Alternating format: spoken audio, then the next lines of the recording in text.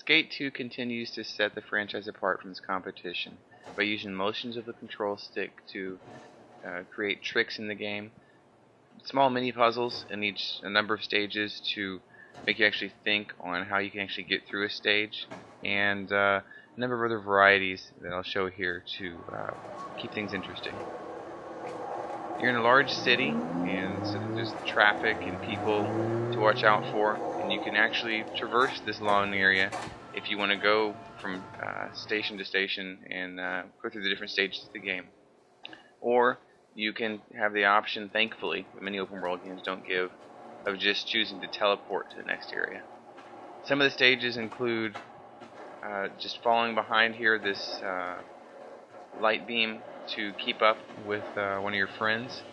So all you have to do is just try and keep up with him and do tricks as you go along. As I mentioned, some of the stages you have to actually, for instance, find this ramp and move it over so I can jump over these crates.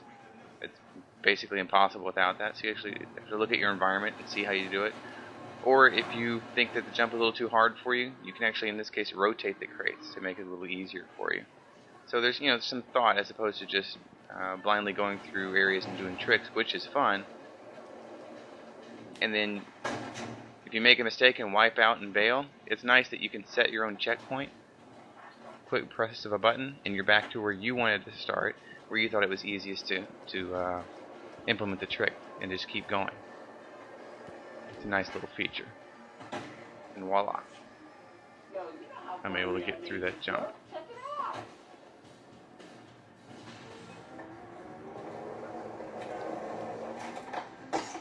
Along with what you see in many other skating games, you grind along a number of different rails. Some of them have to be opened up.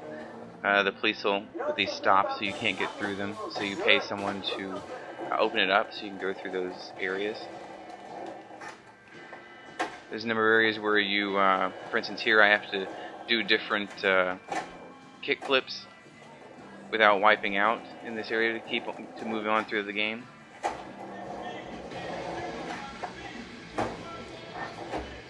And here I have to go over these jumps, but you just do different kinds of kick flips. So I have to use different motions, either circle motions or diagonal lines or whatever with the control stick to get through the area. Some areas, for instance this, you have to go through, it's not a race, but you have to get your highest score within a set amount of time and then get to the end to have your score count. And then there's tournaments such as this where I'm competing for the highest score to keep going through the tournament. And sometimes they set off so only certain tricks, such as air tricks, will count. So anything else you do, like grinds, don't count. So it keeps the variety moving along. One of the side missions you have is there's races. So you go through the checkpoints to add seconds, and you need to watch out and weave through traffic, or you'll be feeling it and fall further behind. Again, nice little variety here as opposed to other games that just focus on tricks, and that's it. Nice to have that.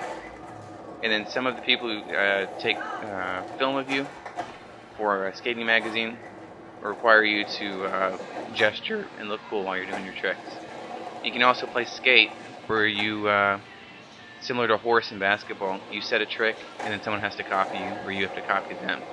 And for each mistake you make and don't copy them, as in here, you get a letter. And if you bail out 5 times, then you lose and you still skate.